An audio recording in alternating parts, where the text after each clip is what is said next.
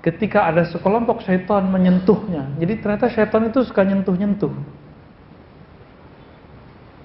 Nanti kita contohkan maksud nyentuhnya bagaimana.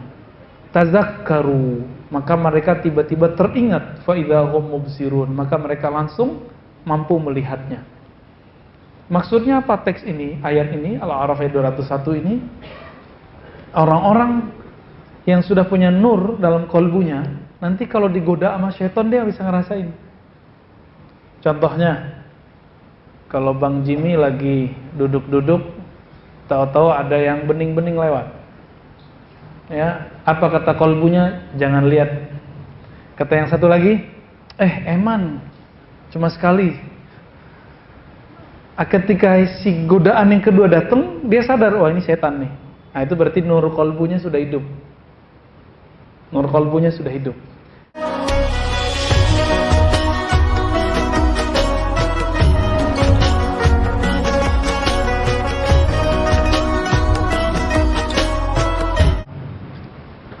Nahmaduhu nasta'inu nastaghfiruh wa na'udzu billahi min shururi anfusina wa min sayyiati a'malina may yahdihillahu fala mudilla lahu wa may yudlil fala hadiya lahu ma ba'd.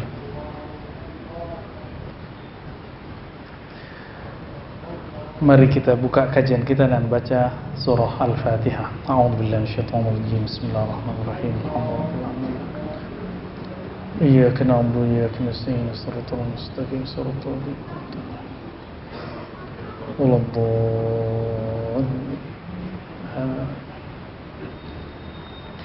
Baik sahabat yang muliakan Allah, di bulan lalu kita membahas tentang ajaibul qalb, keajaiban kalbu. Tapi keajaiban di sini berarti keunikan kalbu. Dan kita sudah membuka perkataan beliau yang mengatakan bahwa man arafa qalbahu arafa rabbahu. Siapa yang kenal kalbunya, kenal yang punya kalbu, yaitu Allah Ta'ala. Namun beliau mengatakan, ini pengakuan pengarang ya, wa aktsarun nas jahiluna biqulubihim wa nufusihim. Kebanyakan orang tidak kenal kalbunya dan dirinya. Maksud tidak kenal itu apa? Kalau dia kenal dirinya, kenal kalbunya, maka kebanyakan orang tidak akan menyia-nyiakan waktunya dengan kalbunya. Karena orang tidak mengenal kalbunya, akhirnya dia memberikan nutrisi untuk kalbu yang bukan bagiannya, bukan makanannya. Sehingga apa yang diterima oleh kalbu bukan menjadi nutrisi, tapi menjadi racun. Kalbu kita itu pengennya cuma satu, mendekat kepada zat yang maha satu. Lalu ketika dia tidak dibawa ke sana, maka dia akan tambah jauh ya. Kita membedakan antara ketenangan dengan kesenangan. Kalau ketenangan itu di kalbu, kalau kesenangan itu di nafsu. Kita mengira ketenangan itu sama dengan kesenangan. Nah ini yang kemudian beliau katakan kebanyakan orang nggak paham ini. Nah itu maksud beliau ya.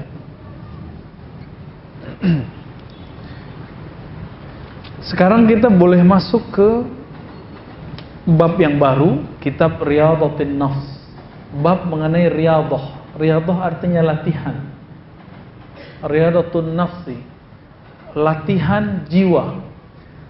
Kalau biasanya latihan fisik, misalnya kita belajar silat, karate, taekwondo, boxer, itu dilatih push up, memukul, guling ya, supaya apa? Biar kebentuk badan fisiknya, biar lincah. Sama, kalbu itu kalau tidak dilatih dia nggak lincah. Kalau kita punya teman jawara, baru tangan kita mau nempel ke punggungnya dia udah nangkap duluan, ya kan? Sama, dalam surat Al-A'raf ayat 201. Jawara-jawara kalbu itu dicirikan di sana, walladzina taqaw rabbahum, orang-orang yang takut kepada Allah. Takut itu di kalbu, bukan di pakaian, bukan di serban, bukan di ya, ini bukan pakaian takut ini ya. Pakaian takut itu di kalbu. Nabi mengatakan at-taqwa hahuna, takwa itu di sini. Maka siapa yang punya nur takwa di kalbunya merasakan idza massahum ta'ifun minasyaitan, ketika ada sekelompok syaitan menyentuhnya. Jadi ternyata syaitan itu suka nyentuh-nyentuh. Nanti kita contohkan maksud nyentuhnya bagaimana. Tazakkaru, maka mereka tiba-tiba teringat, fa idza hum mubsirun, maka mereka langsung mampu melihatnya. Maksudnya apa teks ini, ayat ini, Al-A'raf ayat 201 ini? Orang-orang yang sudah punya nur dalam kalbunya, nanti kalau digoda sama syaitan dia bisa ngerasain. Contohnya, kalau Bang Jimmy lagi duduk-duduk, tahu-tahu ada yang bening-bening lewat. Ya, apa kata kalbunya? Jangan lihat. Kata yang satu lagi, eman, cuma sekali. Ketika si godaan yang kedua datang, dia sadar, wah ini setan nih. Nah itu berarti nur kalbunya sudah hidup. Nur kalbunya sudah hidup. Tapi dia dengar, dia tahu kalimat itu kalah. Berarti belum walladzina taqau. Dia belum, nur takwanya belum nancep, ya, belum ada di dalam. Mungkin takwa ada tapi nurnya sedang padam. Ya. Maka sahabat yang melakukan Allah, kita ini kurang adil. Supaya sehat jantung, mau olahraga jantung setengah jam, 1 jam setiap hari. Tapi mau sehat kalbu, tidak mau olahraga kalbu setiap hari. Adil enggak? Karena kita enggak adil, Allah mengatakan innallaha yuhibbul muqsitin. Allah itu jatuh cintanya kepada orang yang adil, yang proporsional. Kita kurang proporsional, makanya sholat kita enggak khusyuk-khusyuk. Enggak khusyuk-khusyuk, wajar. Kenapa? Kita enggak adil kepada Allah, enggak adil kepada diri sendiri. Maka beliau membuka sebuah judulnya, ya, Riyadatun Nafs wa Tahdzibul Khuluqi wa Mu'alajati Amradil Qalb. Bab latihan rohani, tahzibul khuluq, bukan khalq. Jadi ada tahzib itu artinya melatih, mendidik. Khuluq, khuluq itu akhlak. Kalau khalq nggak bisa dirubah kecuali operasi. Tapi kalau khuluq yang kita sebut sekarang akhlak, itu bisa berubah. Oleh karena itu, orang yang berwajah bagus belum tentu berakhlak bagus, karena khalq dan khuluq. Nah, teman kita mungkin ada yang namanya husnul khuluq. Khuluq itu single dari akhlak. Jadi jamaknya, pluralnya akhlak. Udah jadi bahasa Indonesia ya? Akhlak. Ternyata ada latihannya. Latihan untuk misalnya sabar itu ada latihannya. Latihan supaya bisa tahajud tiap malam itu ada latihannya. Wa mu'alajati amradil qalb. Lalu terapi kolbu, terapi penyakit-penyakit kolbu. Oh, ternyata di sini ada tambahan lagi. Penyakit kolbu itu mirip dengan penyakit fisik. Kalau kita sakit fisik, kita tidak menikmati makanan. Benar nggak? Maka ketika orang punya penyakit kolbunya, dia tidak akan menikmati hidangan rohani. Nggak menikmati hidangan rohani. Kalau begitu, diobati dulu atau langsung dikasih nutrisi. Jadi orang-orang yang sakit itu langsung dikasih daging atau diobatin dulu. Diobatin dulu, ya. Kita langsung kasih nutrisi, makanya muntah lagi. Itu sebabnya orang-orang munafik itu tidak akan bisa langsung didakwahi. Dia cuma bisa diingatkan dulu, diobatin dulu kolbunya. Nah, maka Imam Abdul Hasan Syadzili malam tadi di MRBJ 9 yang kita kasih tahu, Syaikhuka, gurumu itu bukan yang nyuruh-nyuruh kamu amalkan ini, bukan. Tapi gurumu itu yang mengerti dosis-dosis rohanimu, sehingga ketika memberikan amalan, takaran-takarannya seperti dokter mampu memberikan dosis-dosis obat. Coba kalau ada orang sakit langsung dikasih dosisnya agak tinggi sama dokter, apa yang akibatnya pada dia? Tambah sakit. Nah, teman-teman semua, obat itu seperti sakit. Ada sakitnya yang bisa diobati pakai Prokol, ya. Apalagi namanya? Yang buat sakit kepala tuh. Ya, Panadol, apalagi. Kita bukan iklan loh ya. Ya gitu, itu nama-nama itu nggak perlu pakai resep dokter. Cuma jangka waktunya hanya 3 hari, ya kan? Udah ditulis di situ.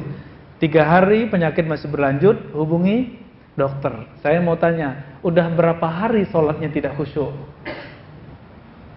Udah berapa lama zikirnya tidak nikmat? Sudah berapa lama baca Qur'annya nggak lezat? Tapi kok nggak pernah dikonsultasikan ke dokter kolbu? Makanya nggak sembuh-sembuh.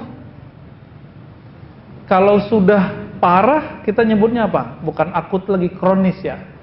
Ya, kalau sudah parah begitu, tentu inapnya lama. Ya, diinapkan. Makanya sahabat-sahabat Nabi itu, karena mereka kolbunya sehat, Nabi mengajarkan di awal-awal iktikaf di awal Ramadan. Nabi mau selesai 20 Ramadan, lalu kemudian dapat wahyu bahwa Lailatul Qadar munculnya di akhir bulan. Maka belum lanjut lagi. Jadi pernah Nabi itu iktikaf penuh. Pernah juga 20 hari. Dan yang paling sering beliau lakukan 10 hari, 10 hari. Iktikaf itu latihan kolbu Pak sebenarnya, bukan pindah tempat tidur. Ini iktikaf kita masih pindah tempat tidur kan? Oh, apalagi iktikaf kita kadang-kadang cuma pindah tempat ngobrol, ya, kenalan lagi, ngobrol lagi, ceramah lagi. Kalau iktikaf gak usah banyak-banyak ceramah, banyakin amal. Karena udah kebanyakan ceramah kan? Kecuali emang udah jadwalnya di masjid ceramah, udah kita biarin. Tapi jangan banyak-banyak lagi. Nabi itu kalau iktikaf off ngajar, nggak ada cara ngajar lagi. Yang beliau lakukan cuma mendidik jiwa. Ketika menantunya dan anaknya belum bangun, digedor-gedor, bangun Ali, bangun Fatimah, dibangunin. Jadi Nabi itu betul-betul seperti seorang trainer. Nah, maka di sini ada sebuah istilah, Asy-Syaikh al-Mursyid lil Murid. Ini kitab bukan kitab tarekat ya. Ini kitab tentang terapi kolbu. Imam Ibnu Qudamah ahli hadis Al-Maqdisi, mazhabnya Hanbali bukan Syafi'i. Ternyata beliau ini berguru kepada keluarga Al-Maqdisi yang mereka punya akses kepada Syekh Abdul Qadir Al-Jilani. Hasilnya ini nih kitabnya. Jadi semuanya punya akses ke sana karena sama-sama Hanbali. Syekh Abdul Qadir Jilani Hanbali dan rata-rata keluarga Al-Maqdisi itu Hanbali ya. Apa kata beliau? I'lam annal khuluqal hasan sifatul anbiya was-siddiqin. Ketahuilah bahwasannya sifat baik, akhlak terpuji itu adalah pakaiannya para nabi dan siddiqin. Siddiqin itu ulama-ulama. Akhlak yang baik. Maka Nabi itu bukan mewarisi gelar doktor LCMA. Nabi tidak mewarisi kemampuan baca kitab. Nabi mewarisi akhlak. Ada orang pintar baca kitab, tapi kalau di mimbarnya menakutkan Pak jadinya Pak. Berarti dia belum mewarisi akhlak Nabi, baru pintar baca kitab. Ada orang dia mewarisi ilmu fikih Nabi, tapi tidak mewarisi keramahannya Nabi Sallallahu Alaihi Wasallam. Saya sering cerita, masih ingat orang yang nipisin masjid itu secara fikih haram, tapi secara akhlak itu dibiarin. Karena Nabi membiarkan mereka, akhirnya esok-esok semua Arab Badui masuk Islam. Semua Arab Badui masuk Islam. Jadi ngalah sekali supaya menang beribu kali. Itulah Nabi Sallallahu Alaihi Wasallam. Jadi akhlak kenabian itu nggak selalu menang sendiri.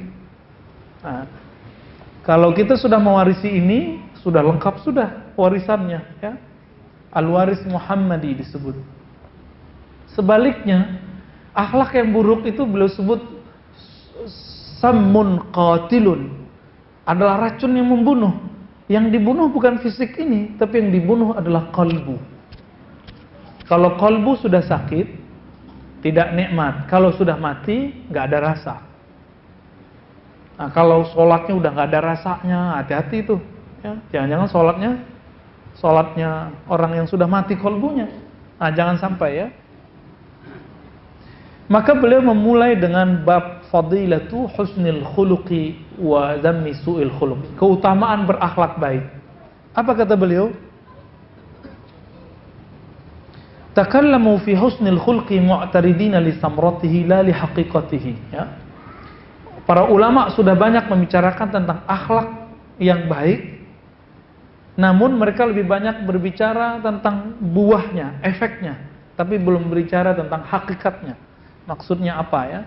Lalu beliau menjelaskan bahwasannya khuluq, seperti yang saya katakan di awal, khuluq itu dapat dipandang dengan mata batin.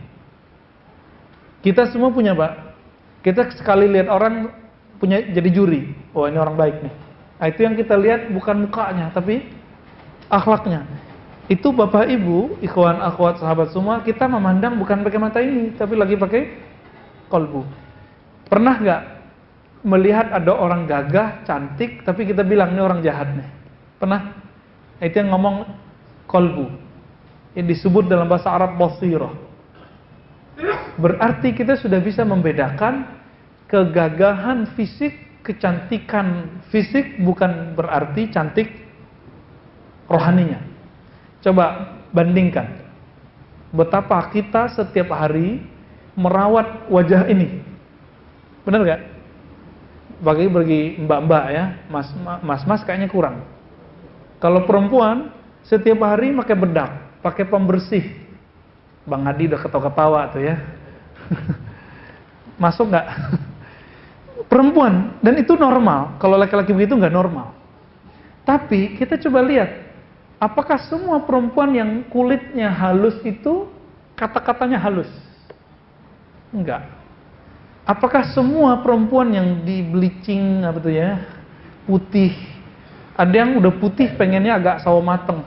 Tapi ternyata walaupun halus kulitnya, cantik, rupawan, rupawati ya, ternyata pas dia ngomong kita kaget, belagu gitu.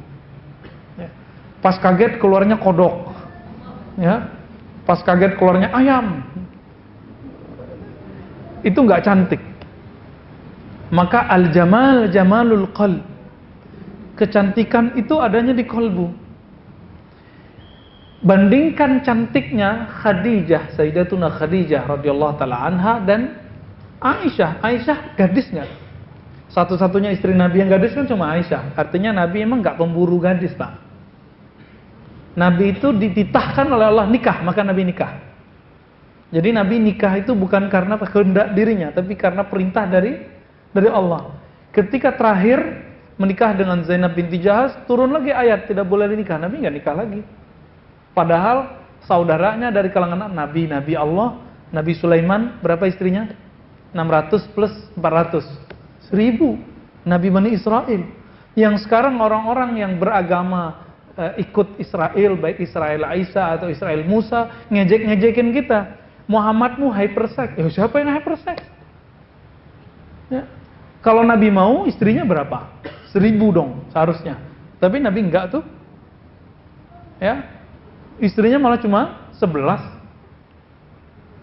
13 cerai 2, 11 meninggal 2, sisa 9. Itu pun yang gadis cuma 1. Betapa tidak kerennya di zaman Nabi, orangnya gagah, terkenal, Rasulullah dapatnya itu janda semua. Kecuali Aisyah. Berarti Nabi bukan orientasinya seksual. Orientasinya apa? Beliau orientasinya adalah keindahan akhlak. Satu kali Nabi bengong gitu ya. Apa kata Aisyah? Engkau mikirkan apa wahai Rasulullah? Apa jawaban Nabi? Aku teringat Khadijah. Cemburu. Cemburu. Normal itu. Yang berani cemburu begitu cuma Aisyah. Yang lain cemburunya nggak bisa mengekspresikan seperti Aisyah. Apa kata Aisyah? Masa nenek rempong gitu masih diingat? Ya. Berani ngomong begitu. Tapi itu dalam dunia rumah tangga itu biasa. Biasa kan? Apa kata Nabi? Wahai Aisyah, istriku termuda, tercantik. Khadijah itu bersamaku di saat engkau tidak ada. Quraisy sedang menghadangku, mereka sedang mengusirku, sahabat-sahabatku diancam. Lalu beliau menyokongku dengan semua yang dia punya. Makanya kenangan bersamanya tidak bisa hilang. Pertama dapat wahyu, Aisyah nggak bilang, Muhammad ente gila, nggak bilang gitu. Jadi Nabi Muhammad cerita, saya didatangi oleh makhluk bersayap 360 kiri kanan, lalu mendekat, lalu membacakan Iqra, bla bla bla bla bla bla begitu. Kalau istri-istri sekarang mungkin bilang, Mas, kamu ketemu jin apa sih gitu? Gila nih ya. Pulang-pulang dari Gua Hiro gila nih. Kalau mungkin Nabi kalau nikah sama perempuan-perempuan sekarang begitu. Tapi ini enggak. Ustadz aja bilang gitu. Ada salah seorang ustadz di TV, jamaahnya itu pengobatan. Nanya, Ustadz kalau saya baca ayat ini sekian kali gimana? Apa kata ustadznya? Oh hati-hati nanti didatangin jin. Baca ayat kok didatangin jin, dari mana itu? Ya, ajaran dari mana itu? Itu ustadz loh. Apalagi, ya bukan ustadz gitu. Akhirnya Aisyah sadar diri, disebut insaf, munsifah. Ya, oh iya, saya waktu itu masih bocah kecil. Tapi Aisyah sudah berkorban.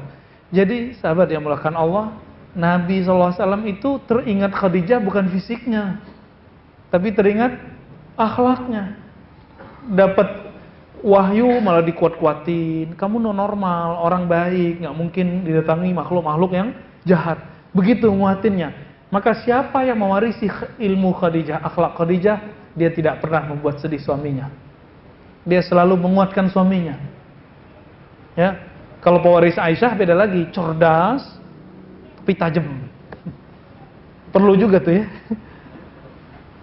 Maksudnya perlunya apa? Nambah. Bukan gitu ya. Udah ngeres aja ke sono ya.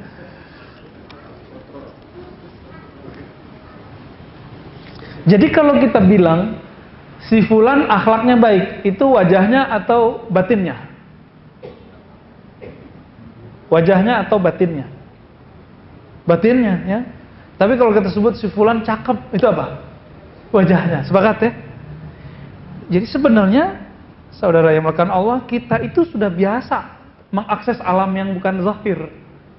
Cuma nggak percaya aja. Kita setiap hari loh memandang yang tidak zahir itu. Setiap hari kita memandang yang tidak zahir. Kita sering ngomong, gue ikhlas loh. Itu kan ngomong mau menzahirkan yang batin, ya kan? Karena orang nggak percaya lalu kita zahirkan. Tapi semakin kita zahirkan yang batin, dia jadi nggak batin lagi. Nah, maka batin itu bahasa Arab sesuatu yang tersembunyi. Biarkan dia tersembunyi. Nanti biarkan orang-orang dengan batinnya memandang. Nah. Lalu beliau mengatakan, fal jasadu mudrakun bil basar. Jadi yang saya tanyakan barusan disebutkan sini. Maka kegagahan pada jasad dapat dilihat dengan mata fisik.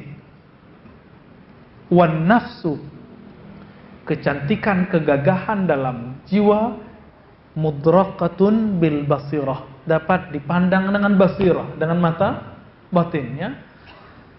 Walikulli wahidatin minhuma hay'atun wa surah. Dan masing-masing itu punya rupa.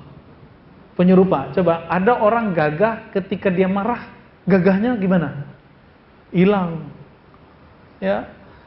Ada cowok-cowok keren tapi tangannya begini deh, ya. Gimana kira-kira? Langsung nggak keren lagi. Ya, berarti dia punya masalah. Punya masalah. Apa yang paling mengejutkan saya di sini, di teks ini, belum bacain ayat, tulisin ayat, surat Shad 7172. Tapi penafsirannya ini yang bikin saya kaget. Surat Shad 7172. Ayatnya kalau dibaca, inni khaliqun, sesungguhnya aku menciptakan basyaran, manusia bashar. Bashar itu fisik. Jadi manusia itu terbagi dua. Satu sisi bashar, bukan Bashar Asad loh ya. Bashar itu sisi fisik. Mintin, dari tanah atau dari saripati tanah. Benar nggak? Antum makan yang dari tumbuhan? Bahkan hewan-hewan itu makan tumbuhan atau makan apa? Makan bulan. Makan tumbuhan ya. Jadi beda sama Superboy, Superman ya. Superman nggak perlu makan, dia cukup kena cahaya matahari. Ya. Nah, itu alam imajinatif itu. Lalu apa kata beliau? Ada ayat berikutnya bahwa di dalam diri kita ada sesuatu yang bukan dari tanah ini, bukan dari bumi, Antum itulah yang disebut alien. Fa idza sawaituhu, kalau si tanah itu, saripati tanah itu sudah diaduk, diolah sehingga menjadi janin, sawaituhu, aku sempurnakan fisiknya, nafakhtu fihi min ruhi, baru aku install namanya roh, ditiupkan roh di situ. Dan Allah menyebutnya ruhi, roh milikku. Perbedaan agama sebelah mengartikan itu rohku sendiri, kezatku. Sehingga Nabi Isa itu disebut rohnya Tuhan. Padahal maksudnya roh milik Allah. Sama kayak kalimat ardullah, bumi Allah, maksudnya bumi milik Allah. Bukan berarti bumi ini di dalamnya ada Allah, bukan. Ya. Ini akibat penerjemahan kitab suci yang tidak cocok, ya. Jadi Injil itu dulu mungkin diterjemahkan tapi tidak pas oleh sebagian penerjemahnya. Wallahu a'lam, ya. Lalu apa kata beliau? Ini kalimatnya ini yang bikin saya bergetar ketika awal membaca. Fanabbaha ala annal jasada mansubun ila tin. Allah mengingatkan kamu wahai manusia bahwa tubuh fisikmu ini dia berasal dari tanah. Mansubun, dia dinisbatkan ke tanah. Berarti nanti semua yang berbau tanah itu miliknya. Itu tempat pulang kampungnya. Jadi pulang kampung kita emang ke tanah. Antum lahir di mana? Itu kampung KTP. Kampung akte lahir. Tapi kampung kita itu bisa di tanah mana aja. Namun ingat, kita punya makhluk alien di dalam. Namanya roh. Yang ini kampungnya bukan di Aceh, bukan di Padang, bukan di Jawa, bukan di Sunda, bukan di Kalimantan, bukan. Yang ini bernama roh itu kampungnya di negeri yang lain. Disebutkan di sini. Waruhu mansubun ilaihi, dan roh itu berasal dari hadiratnya. Disebut rohku, roh milikku. Jadi sebelum ditiupkan roh itu, roh kita diminta bersaksian. Dan dia menatap Allah Ta'ala. Itu yang ayat yang masyhur di surah Al-A'raf, alastu birabbikum, masih ingat? Bukankah aku Rabbmu? Jadi antum sadar atau tidak, kita ini semua pernah bertemu Allah. Kita semua ini. Jadi sebelum kita ketemu di sini, kita udah bareng di sono. Ngapain? Kita udah ketemu Allah. Jadi sekarang walaupun antum nggak tahu nama sampingnya, dulu udah bareng. Dalilnya ini kemudian hadis Nabi, innal arwah junudun mujannada, hadis Sahih Muslim. Roh itu dia berbaris-baris. Kalau dia kenal dia akan akrab, kalau dia nggak kenal dia akan menjauh. Hadis Sahih Muslim. Jadi kita udah ketemu sebelumnya. Cuma sekarang ada yang nggak hafal kan namanya. Tapi roh itu bentuknya lebih bagus dari tubuh fisik ini. Lebih ideal. Di saat itu, di alam roh itulah Allah memuliakan, memberi anugerah kepada semua roh, memandang kepada sumber roh. Jadi makna inna lillahi wa inna ilaihi raji'un itu jadi nggak serem sebenarnya. Coba terjemahin. Inna lillahi, coba terjemahin. Sungguh kami milik Allah, ya kan? Maksud lainnya, kami berasal dari hadiratnya, dari alam roh yang kepunyaannya. Lalu kalimat berikutnya, wa inna ilaihi raji'un. Lalu kami nanti akan pulang kampung ke hadiratnya. Pengen gak pulang kampung? Pengen mati gak? Gak mau. Kalau pulang kampung mau. Maksudnya apa? Kalau saya biayain pulang kampung ke kampung fisiknya, pada seneng kali ya. Gratis kita bayarin tiketnya pada mau pulang nih kayaknya. Tapi kalau saya biayain pulang kampung ke alam sana, mau nggak? Nggak mau ya? Padahal nggak bayar lah ya. Kok nggak mau? Berarti kita belum kenal alam kampung rohani. Pulang kampung itu menyenangkan nggak? Tunggu dulu. Kalau masih mahasiswa, masih siswa, pulang kampung mah enak. Di kampung udah ada yang nanggung. Tapi kalau sudah bermuka-muka begini nih, pulang kampung nggak punya rumah di kampung, mau tinggal di mana? Pulang kampung nggak pernah bangun kampung, malu. Pulang kampung dulu punya kasus di kampung, malu pulang. Pulang kampung tapi nggak pernah nyapa-nyapa orang di kampung, berani pulang nggak? Nggak berani. Kawan kita ada salah seorang udah 35 tahun nggak pernah pulang kampung.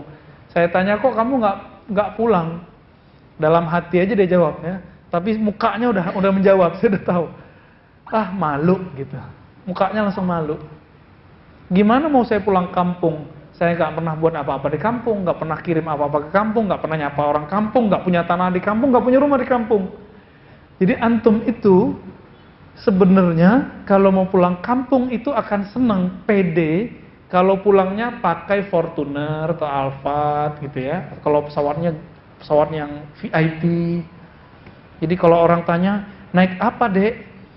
Nggak naik kapal apa tuh? Kapal yang pakai pisang itu. ya itu nggak pakai kapal getek itu ya. Tapi pakai apa? Pakai pesawat Garuda. Wih, pesawat batik. Kalau yang nggak bawa dikit teman, Lion gitu ya. Udah siap-siap kayak angkot di atas tuh ya. Muter-muter dulu baru turun. Kita kemudian bangga dengan kendaraan yang kita naiki. Tapi lebih bangga lagi, ini mohon maaf ya, yang paling senang pulang pakai kendaraan itu orang mana? Pakai mobil. Itu orang kampungnya Ustadz Sandy ini ya. Baru beli Avanza bawa pulang langsung. Beli Karimun aja bawa pulang. Apalagi punya Alphard bawa pulang itu ya semua. Kenapa? Pengen nunjukin ke orang kami jadi tren ya. Bapak ibu saya kan bilang, nah pulang tuh jangan pakai pesawat mulu, pulang tuh bawa mobil. Saya mikir capek pakai mobil. Tapi itu bagi orang tua membahagiakan. Sampai sekarang belum pernah pulang pakai yang kuda roda 4 ya, kuda Jepang itu ya. Kuda logam mah, kuda besi apa sih namanya. Belum pernah. Karena bagi saya untuk apa sih gitu. Enggak penting amat sih gitu. Tapi bagi orang tua itu membanggakan. Maka teman-teman semua, ini mirip. Mau pulang kampung disambut pede bahagia enggak? Apa kata Nabi? Mau bikin rumah villa di kampung rohani? Nabi mengatakan, man shalla isnatai asyrata raq'atan. Siapa yang sholat 12 rakaat setiap hari, banallahu lahu baitan fil jannah. Allah bangunkan satu istana di surga. Satu villa di surga. Mau? Jadi sholat sunatnya jangan kurang di luar tahajud nih ya. Di luar tahajud kita punya 12 rakaat. Itu yang disebut rawatib. Kalau nggak bisa kejar sunat rawatib, ya kejar di duha. Nggak bisa di duha, ya di sholat sunat mutlak. Masih ingat Ali Zainal Abidin bin Husain, anak Husain, itu karena dia ditahan tahanan rumah, nggak boleh keluar, kerjanya cuma zikir, sholat. Berapa rakaat dia sholat setiap hari? 1000 rakaat. Coba bagi 12, sudah berapa tuh? 120 ya? 120 villa tiap hari. Gila itu ya. Itu tajir banget tuh. Kalau pulang, maka Nabi mengatakan, ini level anak-anaknya Husain. Nabi mengatakan, Husain sayyida syababi ahli jannah. Husain itu ayahnya Zainal Abidin adalah pemimpin pemuda-pemuda yang masuk surga. Kabar gembiranya antum yang sudah ubanan, yang sudah keriput, yang sudah ompong, itu nanti jadi pemuda semua. Dan pemimpin kita bernama Husain, Hasan. Ya. Anaknya Husain setiap hari berapa? 1000. Gimana kalau Husain itu saya nggak tahu. Husain itu satu nafasnya naik itu sudah zikir, turun zikir lagi, nggak pernah lupa kepada Allah. Itu Husain. Kita sholat aja lupa kepada Allah.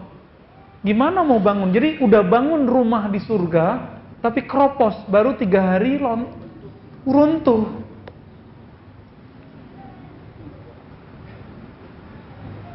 Asrama IIKI takhusus untuk perempuan kan dibangun tuh oleh proyek-proyek.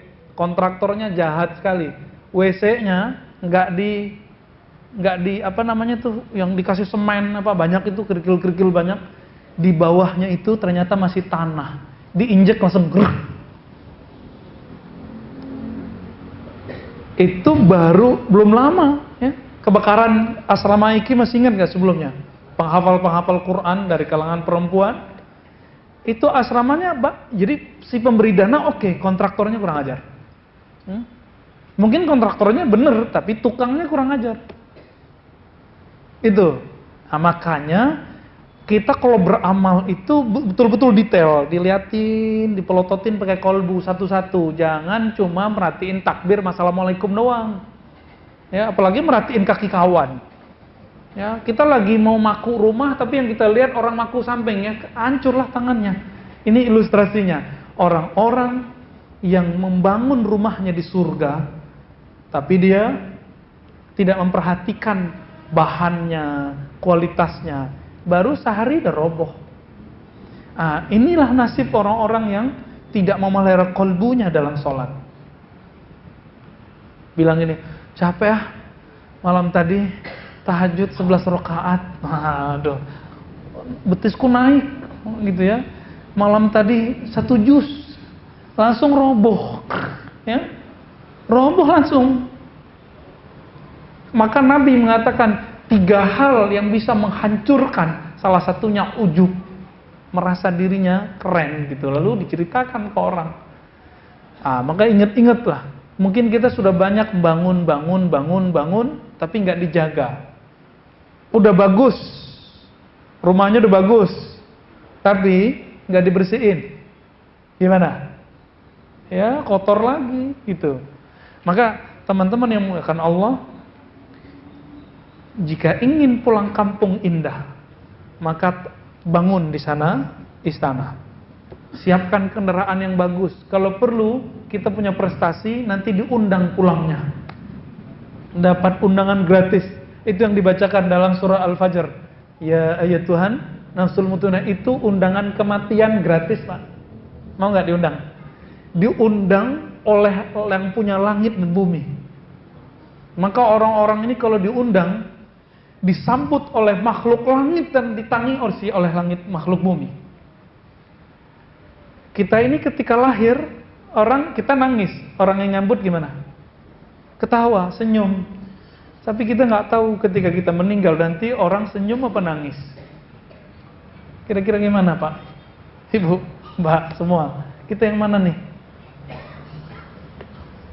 Ketika ada salah seorang ustadz meninggal ibunya, itu ramai kan ke sana, saya langsung sedih gitu.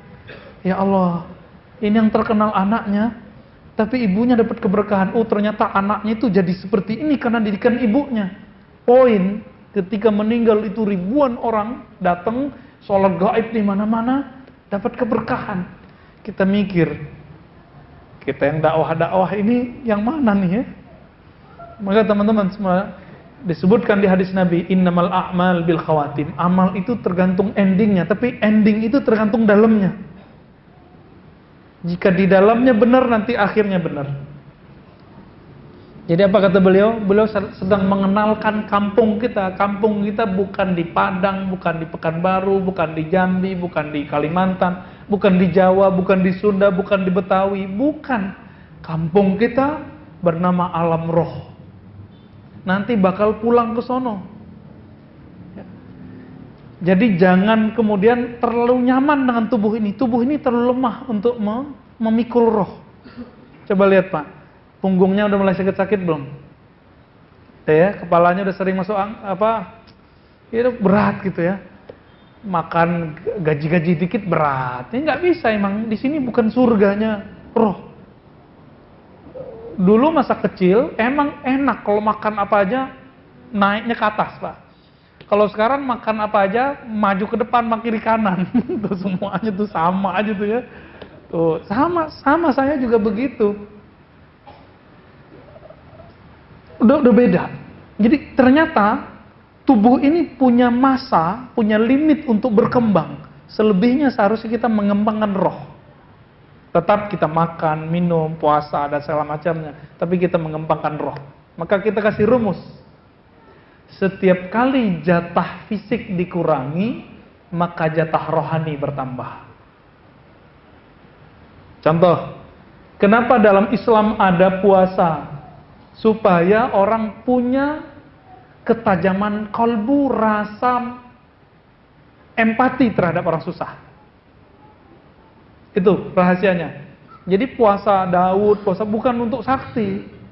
Puasa Daud, puasa Ramadan, puasa Senin, Kemis, itu supaya kalbu kita bisa merasakan kesusahan orang. Itu yang disebut ahli ma'rifat. Bukan yang bisa bicara hati orang itu, Pak. itu mah tukang gosip itu ya, sok tahu baca hati kita, itu untuk apa?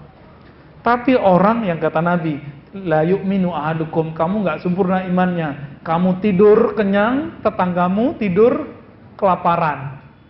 Orang yang ngerti itu yang disebut ahli ma'rifat, itu yang disebut ahli thariqat, itu yang disebut ahli ma'rifatullah, ahli hakikat itu. Yang kan sekarang orang banyak ya, saya lihat beberapa sahabat kita udah mulai kajian syariat, tarekat, aduh serem amat sih bahasannya ya. Tapi nggak apa-apa kalau mau tahu. Sebenarnya puncak hakikat itu bukan ngawang itu enggak. Tapi ketika dia mulai berpikir tentang alam kiri kanannya. Ini yang dialami oleh pendiri Jamaah Tabligh Maulana Ilyas, pendiri Ikhwanul Muslimin, pendiri NU, pendiri Muhammadiyah. Dulu mereka sibuk sendiri, sibuk sakti sendiri, sibuk pinter sendiri. Apa kata Hasan Al-Banna? Ya, saya belajar thariqat Hasafiyah, cabang dari Syaziliyah. Tapi orang thariqat itu sebagian, nggak semua, sibuk sama dirinya, tidak pernah mau memikirkan kiri kanan sampingnya. Akhirnya dibuat gerakan Jami'iyah Hasafiyah, lalu diganti jadi Ikhwanul Muslimin. Dalam setahun punya cabang 300, baru setahun. Gerakannya betul-betul ya seperti NU di Indonesia dan Muhammadiyah, betul-betul persis sama. Dan mereka sama-sama Syaziliyah. Hadratus Syekh Hasyim Asy'ari rahimahullah itu Syaziliyah sama. Kita punya sanadnya dan kita lihat Syaziliyah toh, ya. Jalurnya ke Syekh Mahfud Termasi terus nyambung ke Abdul Hasan Syadzili. Mereka itu ketika tajam ma'rifatnya, tajam ilmu baca kitabnya, bukan untuk diri sendiri, memperkaya diri sendiri, justru berbagi kekayaan ilmu dibagi-bagikan, harta dibagi-bagi semua. Dulu kiai-kiai ngasih makan santri kan, semoga sampai sekarang ada lagi ya. Itu warisan dari Rasulullah SAW. Rasulullah itu punya santri, orang-orang sufah itu Nabi kasih makan. Minimal dikasih tempat gratis deh kalau nggak ngasih makan, gitu. Harus ada yang begitu. Jadi apa rumusnya? Semakin kurangi jatah fisik, maka jatah rohani bertambah. Tapi kalau cuma dikurangi tidak dilatih, kepekaannya nggak ada. Khawatirnya nanti jadi dukun, ya, jadi ahli cakra, ya? Baca-baca cakra orang. Nah, maka orientasi rohani kita jangan lagi mau baca cakra, baca aura, itu nggak penting ya. Cukuplah aura kasih yang cantik itu ya. Nggak usah kita baca-baca aura orang, nggak penting. Apa kata Allah? Wa fi anfusikum afala tubsirun. Yang perlu kamu baca itu auramu, dirimu, jiwamu. Surat Zariyat ya. Di dalam jiwamu, apa kamu tidak melihat bahwa ternyata jiwamu alien, dia nggak butuh yang ada di dunia ini, dia butuh yang di akhirat. Itu sebabnya rumusnya tadi, ketika kita kurangi jatah tidur, lalu kita hidupkan mata kolbu dengan zikrullah, nanti kolbunya tajam. Seperti orang yang melatihkan lari setiap hari 10 kilo, 10 kilo, 10 kilo, nanti dia ajak 20 kilo juga kuat. Tapi nanti di padang mahsyar kan nggak bisa tidur, nggak ada tidur lagi. Ya? Nah, ini bagian akhir. Kalau kita nggak terbiasa bangun malam hari sekarang, nanti kita kelelahan di sana, Pak. Saya tutup dengan sebuah hadis Nabi bersabda, "Aktsarukum jau'an yaumal qiyamah, aktsarukum syaba'an fid dunya." Orang yang terlalu banyak ngasih porsi untuk perutnya di dunia adalah orang yang paling lapar di akhirat. Orang yang banyak tidur di dunia, orang yang nanti paling lelah nanti di akhirat. Jadi saya mengimbau, mari bangun malam nanti ya. Bangun. Kalau ketinggalan qadha. Jadi Nabi pernah mengqadha salat sunatnya. Nah, ini bagian pertama dari latihan jiwa. Mari latih ntar malam, latih itu pagi, semoga bulan depan sudah ada hasilnya ya. Wassallallahu ala nabiyina Muhammad. Assalamualaikum warahmatullahi wabarakatuh. Nanti mau ada tanya jawab? Apa cukup?